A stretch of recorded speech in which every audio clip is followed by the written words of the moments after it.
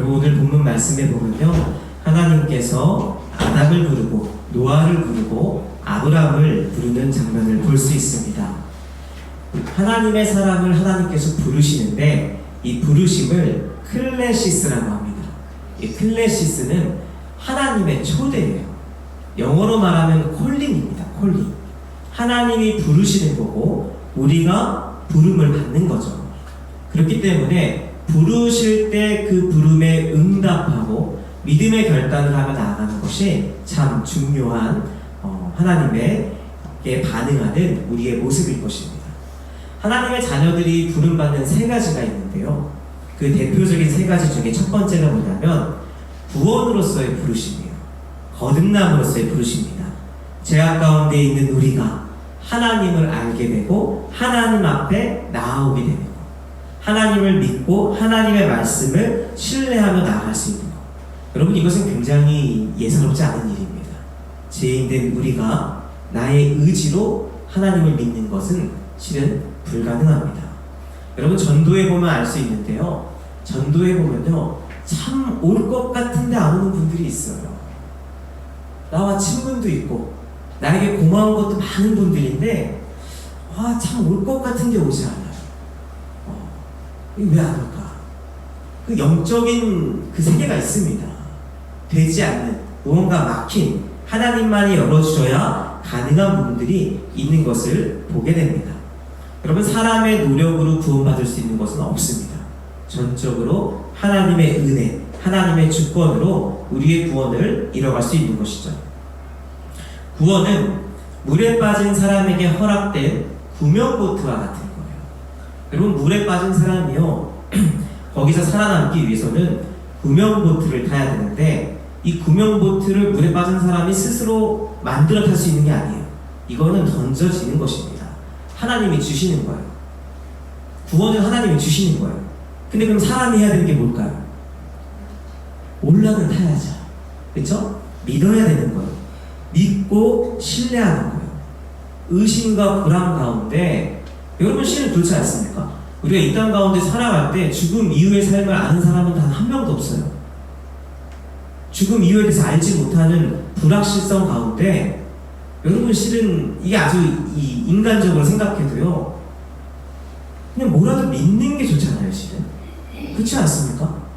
근데 교회를 가면은 하나님 나라에 임할 수 있다라고 이야기합니다.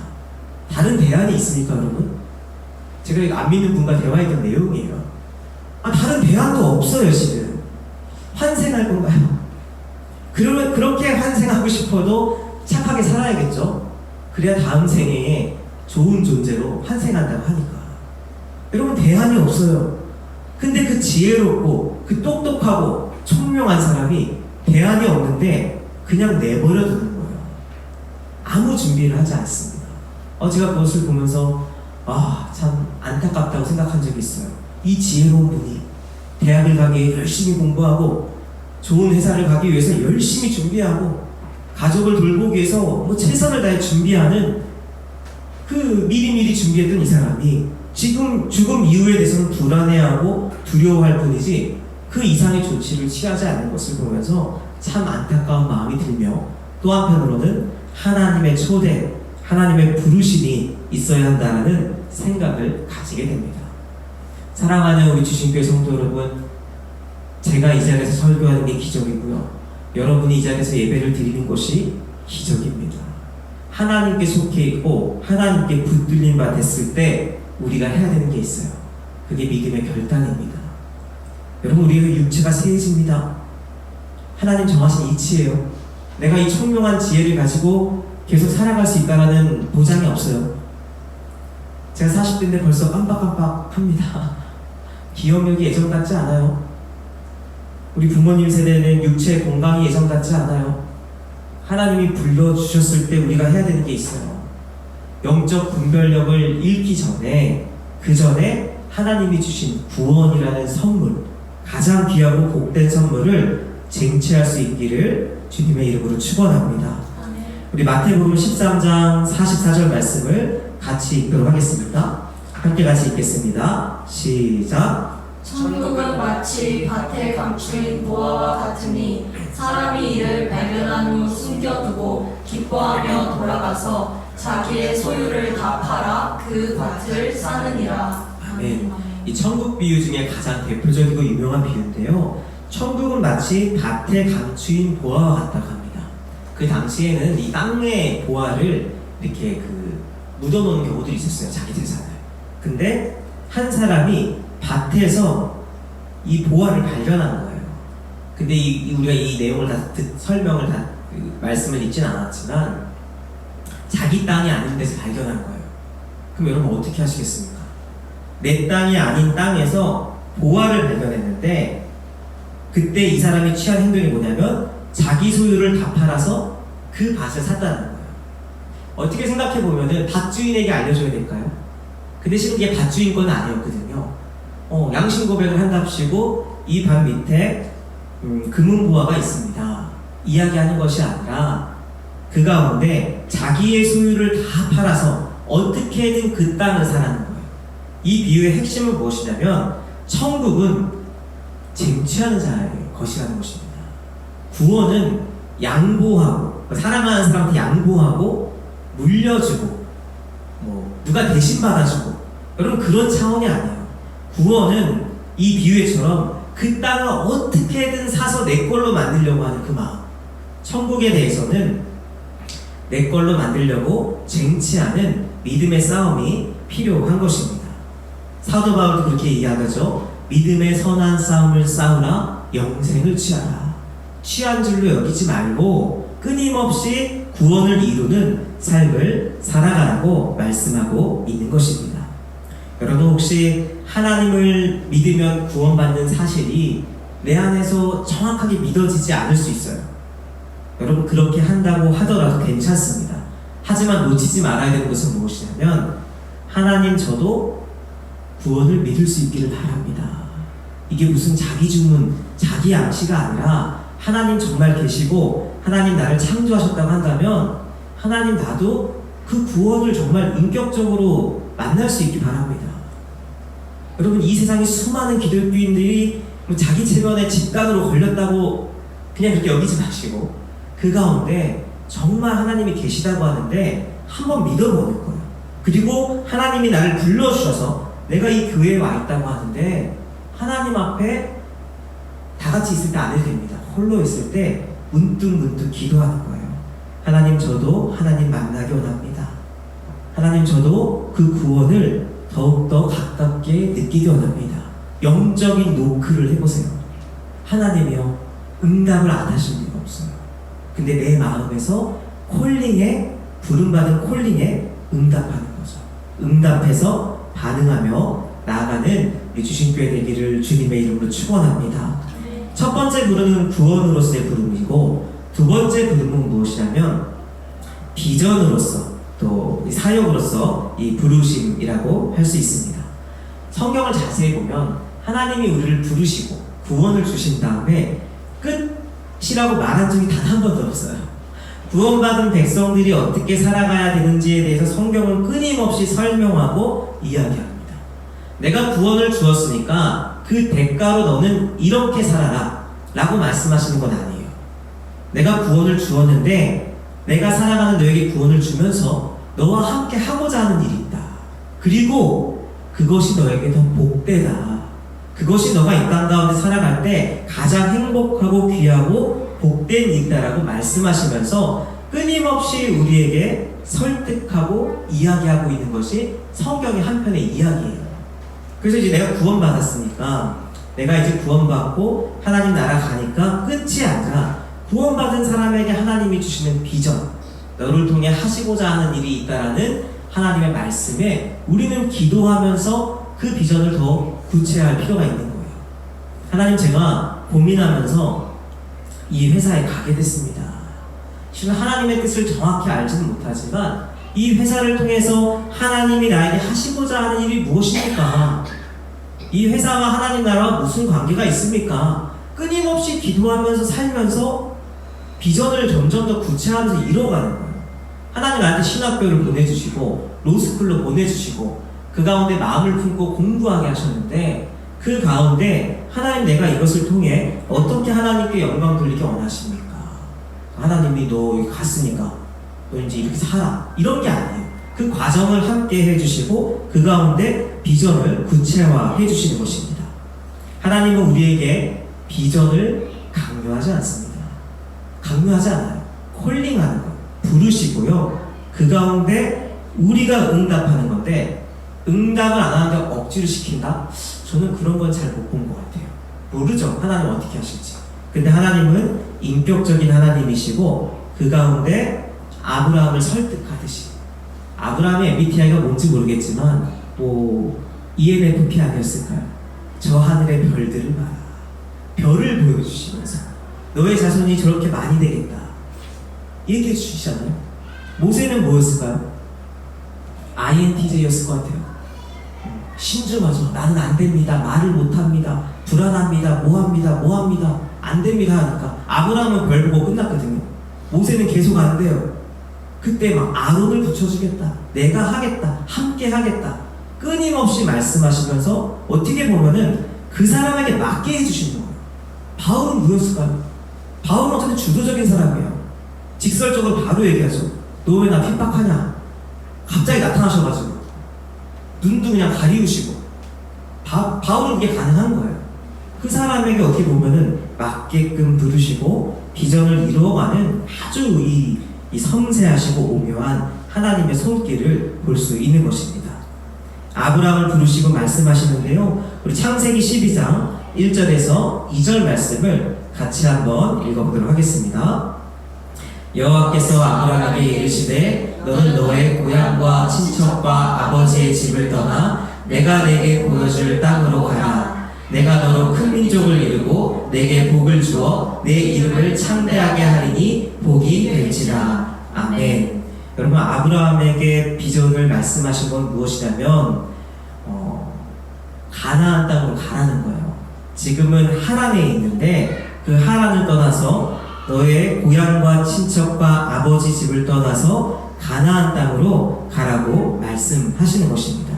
그 이유는 마찬가지입니다. 아담과 노아에게 이야기했던 것처럼 너가 있는 그 자리에 그냥 머물러 사는 것이 아니라 생육하고 번성하고 땅에 충만하게 하려고 하나님의 나라를 이루게 하려고 이 아브라함을 찍으셔서 하란에 살지 말고 너의 본토 친척 아비집을 떠나서 하나님 하시는 곳으로 하나님 원하시는 가나안 땅으로 가라고 말씀하시는 거예요. 여러분 가나안 땅을 가기 위한 조건이 뭡니까? 그것은 떠나는 거예요. 떠나는 거. 제가 이 청년부 때 그 한 목사님이 그렇게 강단해서 가라 이거를 정말 가라 이 외치는 게 정말 교회 그 전체에 퍼질 정도로 외쳤던 것이 기억이 납니다. 가라는 거예요. 안주해 있고 아무것도 안 되는 거예요. 가라, 선교 가라, 수련회 가라, 어디든 하나님을 향해 가라고 그 외쳤던 그 외침이 그 목사님 저희가 안 본 지 한 20년 된 것 같은데 그 외침은 기억이 나요. 가라는 거. 가야지 되는 것입니다. 하란에 머무르면서 본토 친척 아비집에 머무르면서 아브라함이 할 수 있는 게 없는 거예요. 가야지 가능한 것입니다. 제가 열심히 찾다가 못 찾았는데 이 고창 고등학교의 이 교실에 붙어있던 글귀였던 것 같아요. 제가 열심히 찾아봤다가 못 찾았는데 그 내용이 이런 내용입니다. 그 내용을 보면요, 아내와 부모가 하는 조언은 듣지 말라. 가족은 너에게 좋은 일만 있길 바랄 뿐이다.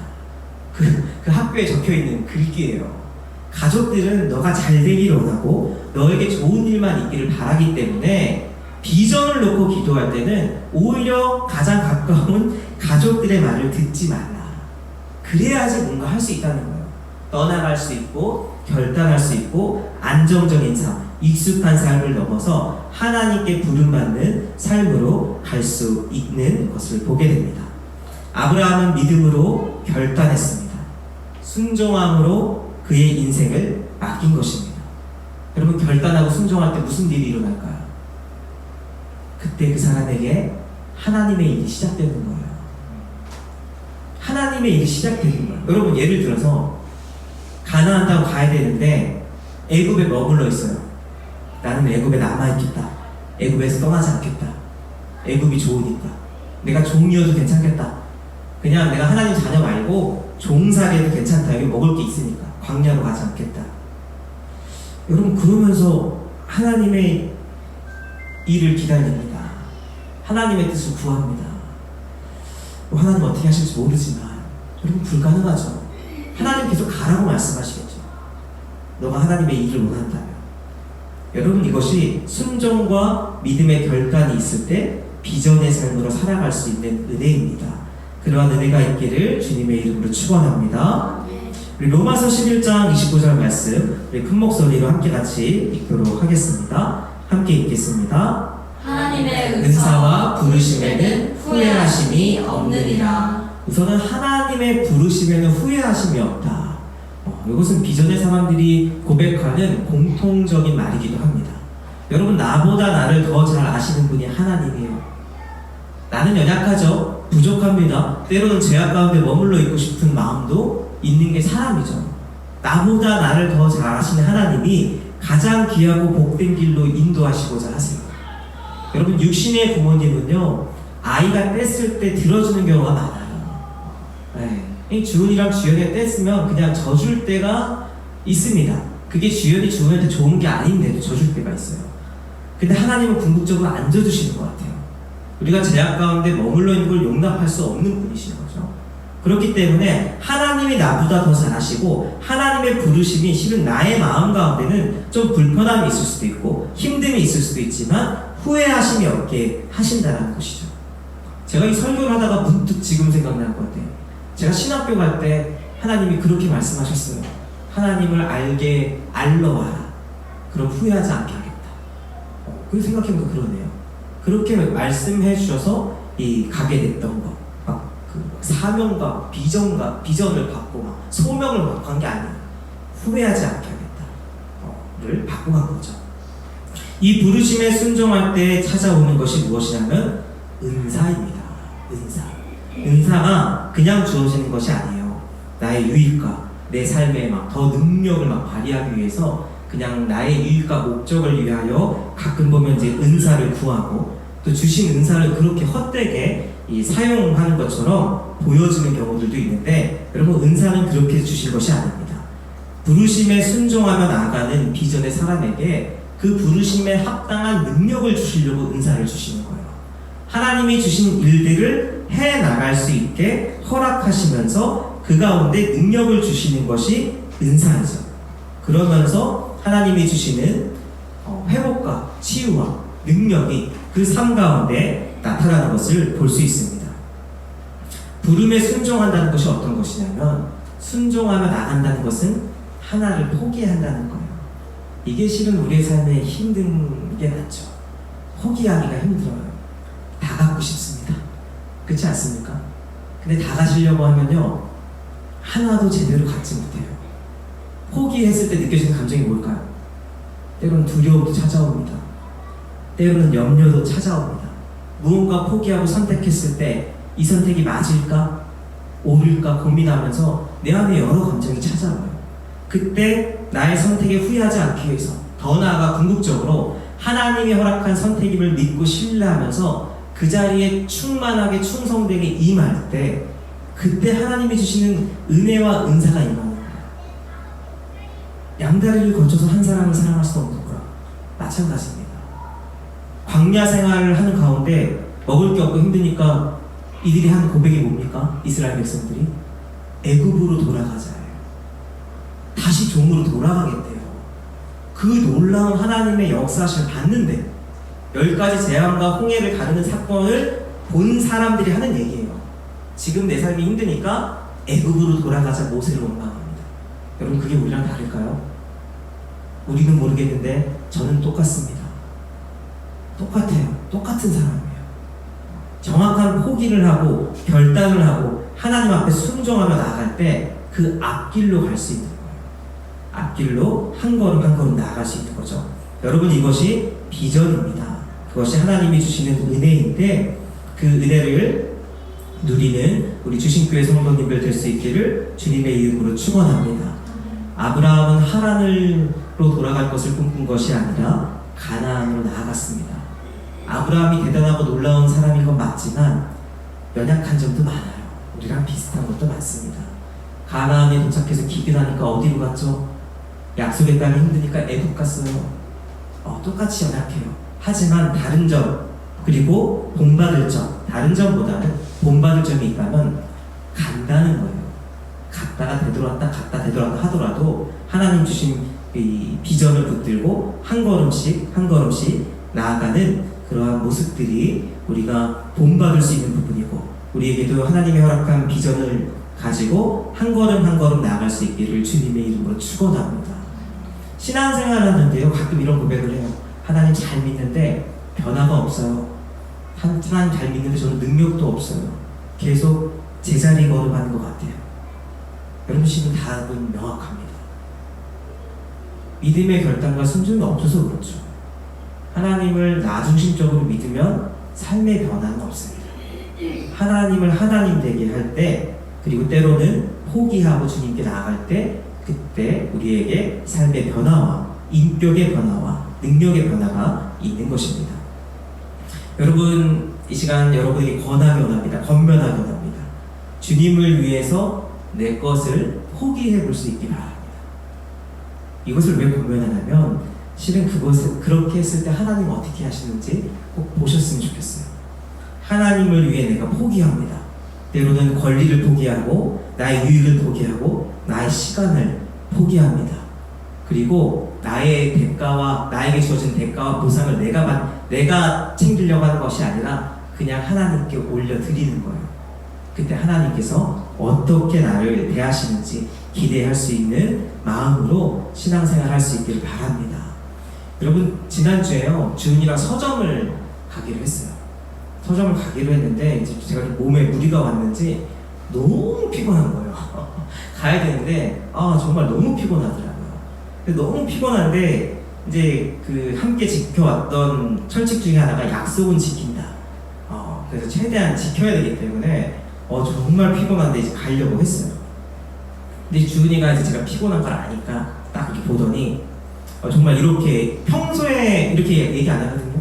그날 이제 은혜가 임한 건지, 아빠 너무 엘리베이터 타는 데까지 나왔는데 아빠 너무 피곤하면 다음에 가도 돼요. 저는 이런 말을 하는 거를 거의 못 들어봤어요. 내가 원하는 거를 계속 요구하지. 근데 아빠 너무 피곤하면 다음에 가도 돼요. 그리고 정말 다음에 갔어요. 그리고 자기가 자기 방에서 책도 보고 잘 놀았어요. 근데 그게 내가 너무 고마운 거예요. 아빠가 너무 피곤하니까 자기가 하기로 한 약속을 포기할 수 있게끔 이야기해 준 거예요. 그래서 그 빙수도 먹고 저녁에 맛있는 것도 먹고 오히려 더 주죠.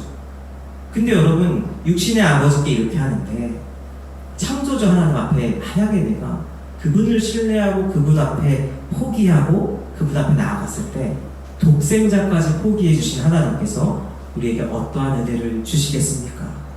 하나님 앞에 믿음에 결단하고 때로는 포기할 것은 포기하고 순종함으로 주님이 주시는 복을 누리는 우리 주신교회 되기를 주님의 이름으로 축원합니다. 우리 마지막으로 로마서 11장 29절 말씀 한 번 더 같이 읽도록 하겠습니다. 함께 읽겠습니다. 하나님의 은사와 부르심에는 후회하심이 없느니라. 아멘. 여러분, 이 은사와 부르심은 같이 가요. 따로 나오지 않고요. 부르실 때 은사가 임하는 거예요. 이 은사라는 원어가 여러분 아주 우리에게 익숙한 단어예요. 그게 뭐냐면 카리스마. 저 사람 카리스마 있다. 뭔가 비범해 보인다. 뭔가 능력이 있다. 얘기했던 이 카리스마. 그리고 우리의 은혜의 어원을 보면 카리스. 이 카리스와 카리스마는 하나님이 주시는 거예요. 그 사람의 능력으로 되는 것이 아니라 하나님이 주시는 선물이 은사입니다. 부름에 순종하고 믿음으로 결단한 사람에게 같이 주어지는 것이 은사이고, 그때 하나님의 기름 부으심, 어노인팅, 기름 부으심이 임하는 거예요. 여러분, 우리가 주신교회가 벌써 온 지 한 4-5개월 됐어요. 5개월 정도 됐죠? 5개월 정도 됐죠. 한편으로는 하나님 앞에 제가 기도하는 기도가 있어요.